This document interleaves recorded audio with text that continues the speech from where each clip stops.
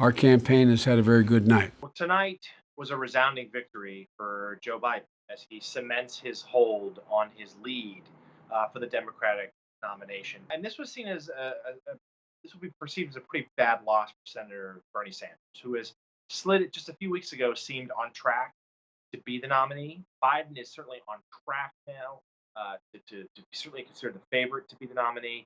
And there's going to be mounting pressure on Bernie Sanders, increased calls for him to potentially drop out. But even as of today, as of Tuesday morning, those around Bernie Sanders told the Associated Press he was not expected to do that anytime soon. There seems to be far less support for Senator Sanders this time to go forward. He has said that he wants to carry forth the torch for a lot of these progressive values, Medicare for all among them. But I think, especially now, in a time of national crisis, Democrats so eager to unify behind one candidate to take on Donald Trump this November.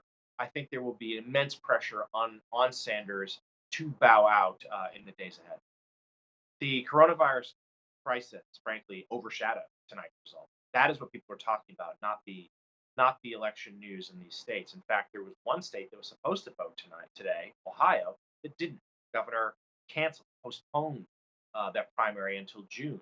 He felt like it wasn't safe for voters to congregate to vote. Some of the scenes today from the states that did vote, including Illinois and Florida, required some tricky geometry to keep voters separated. And even then, they weren't always able to keep that 6 feet of distance CDC recommends. And This pandemic has impacted every aspect of our lives. I think there are a lot of Democrats who are looking for their candidate to be able to lead, to be able to provide an alternate vision to how to deal with this crisis, present a different way of dealing with this than we're seeing from President Trump in the White House. And that's something that, in particular, the Vice President Biden is really trying to hammer home. He was part of the Obama administration's response to the Ebola crisis back when a few years ago. He is someone who has really, in the last week or so, now that he's clearly ahead in the Democratic race, is sort of not just campaigning like it's a general election. Frankly, he's campaigning like he's already president. He's trying to give messages, reassuring messages to the American public about how he would deal with this coronavirus. The virus has changed things. There aren't going to be large groups, large gatherings at rallies anytime soon. Candidates have had to use other means, virtual town halls. Joe Biden had some technical difficulties with one in Illinois the other day, but they're doing live streams, they're doing teleconferences, they're relying on surrogates to do television interviews. They're out there doing things on social media. They're finding other ways to connect with voters because they can't do the standard retail politics. No one's shaking a politician's hand right now. No one's going to a rally. Certainly, no one's offering their baby to be kissed. The takeaway for each candidate is it's a continuation of momentum that's been building for the last couple of weeks. Joe Biden is in control of this race. He has seized it. He's put up more wins tonight. He's on a remarkable winning streak.